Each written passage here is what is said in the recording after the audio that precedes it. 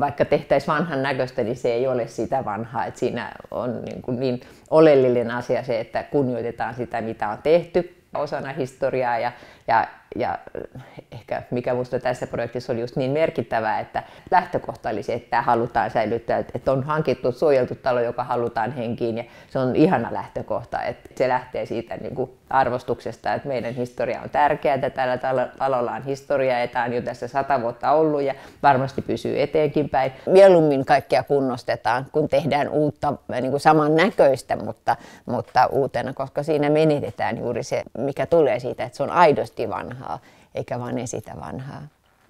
1927 rakennettu talo, joka kunnostetaan nyt sitten asunnoiksi.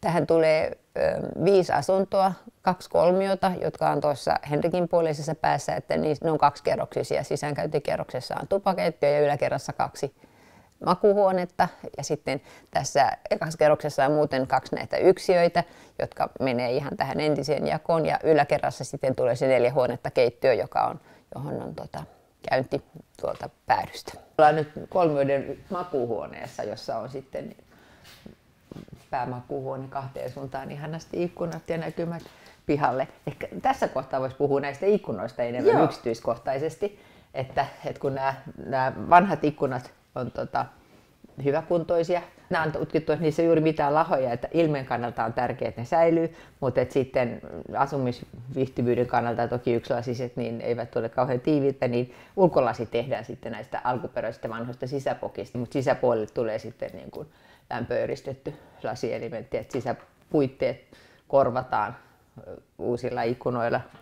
Ja kaikkea, mitä yleensä voidaan hyödyntää, että kaikki nämä vanhat ovet on laskettu, inventoitu, että ne otetaan käyttöön. Nämä on hienoja vanhoja peiliovia, niin niitä löytyy, että kellarista löytyy sitten vielä muutama ylimääräinen, että saadaan tosiaan niin kuin täyspuuovia niin kunnostettua. Tosi ihanaa. Pyrkimys on, että ihan oikeasti ne vanhat lattialaudetkin voisi olla niitä, mitkä säilyy. Tuleeko ne sitten, osaako jo sanoa niin tarkasti, että niinku, onko ne jotain lakattua tai vahattua tai maalataanko ne? Tai... Maalattua, niin kuin ne nyt on ollut maalattuja lautalattioita. Joo. Mun piti kysyä sulta, kun tässä on tämmöisiä isoja avauksia tehty seinään. Ne on varmaankin näitä, jotka liittyy just noihin haitta-aine- ja sisäilmatutkimuksiin, mitä tässä on tehty.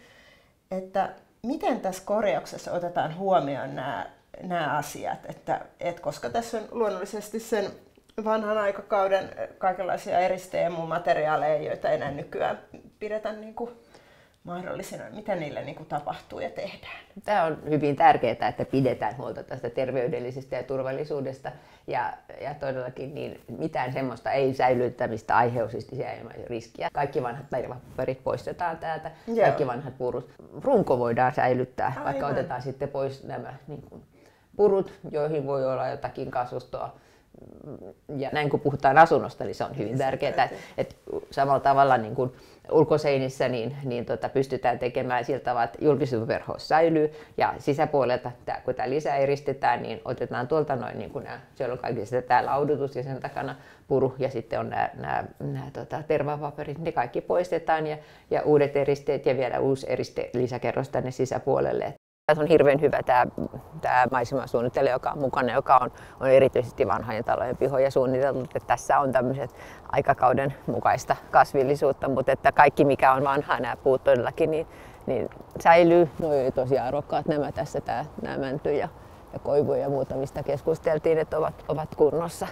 Ja sitten tosiaan tälle julkisivuun, niin tässä on niin kuin, nämä ovet säilyy, mutta korotetaan ylemmäksi, että saadaan oikealle tasolle se sisäänkäyntiportaat on ulkopuolelle eikä sisäpuolella viemässä eteisestä tilaa, mutta ilme säilyy ja sitten niin kuin tästä käynti siihen 1 huoneesta keittiöön ja toinen ovi on sitten se toisen kolmion sisäänkäynti ja kaikki. Niin kuin. Tämä koko korttelialue on kaupunkikuvallisesti mielenkiintoisena ja historiallisena suojeltu, niin että liittyykö se myös jotenkin näihin pihoihin, että miten nämä rakennukset on näillä tonteilla?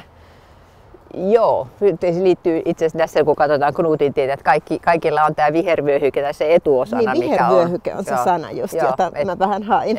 Että ei aitoja, vaan että siinä halutaan pensaat, että niitä ei rajata ja tehdä sitä, vaan että siinä on niin kuin, ja kun nämä tonteilla on ollut ympärillä tilaa sille pihalle, että on ollut sitä hyötypuutarhaa, perunamaita ja muita, niin tavallaan se ilme, mikä tässä on haluttu nimenomaan suojella, että neiden rakennusoikeutta ei ole lisätty, että voisi tehdä niin kuin tontit täyteen, vaan ne on pienet tontit ja siinä on se rakennus keskellä ja ympärillä on piha. Niin ja sitten tämä Knutin tien näkymä, mikä nyt on hienoa, että tässä Kyllä. Tämä on niin tämmöinen hieno välimuoto siitä niin kuin omakotitalon rivitaloasumisesta, että on tämmöinen 5 asuntoa ja tämä kaunis pihapiiri tässä yhdessä, että sitä niin kuin itse ajattelen, että miten ihanaa olisi asua tämmöisessä niin kuin tämän tyyppiset, samantyyppiset ihmiset jotenkin muuttaa, valitsee, jotka arvostaa tätä vanhaa ja Kyllä. Ja sitten ihan pihajuhlat elokuussa tuolla. Niin.